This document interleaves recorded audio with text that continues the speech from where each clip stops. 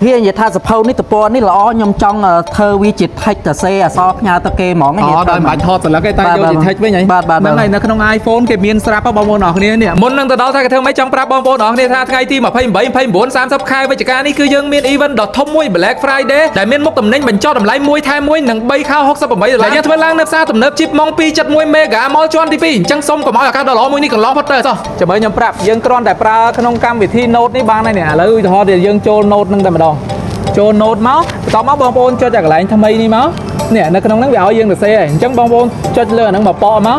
ចុច auto fill ឡើយនេះតោះមកវាមានឲ្យកន្លែង scan touch ហើយអញ្ចឹងចាំមើលខ្ញុំ scan ឥឡូវទំព័រហ្នឹងពេញចិត្តចឹងហើយនេះឥឡូវយើង scan នេះ scan ប៉ឃើញទេគឺវាចេញក្នុងស្រាប់យើងចុចពាក្យ insert នេះមក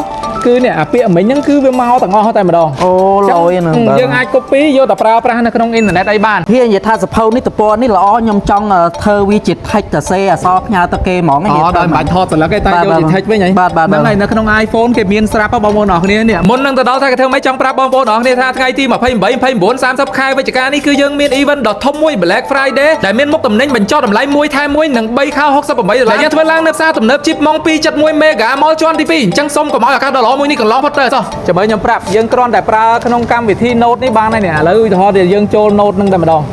ចូល Note មកបន្ទាប់មកបងប្អូនចុចតែកន្លែងថ្មីនេះមកនេះនៅក្នុងហ្នឹងវាឲ្យយើងសរសេរហើយអញ្ចឹងបងប្អូនចុចលើអាហ្នឹងមកប៉មក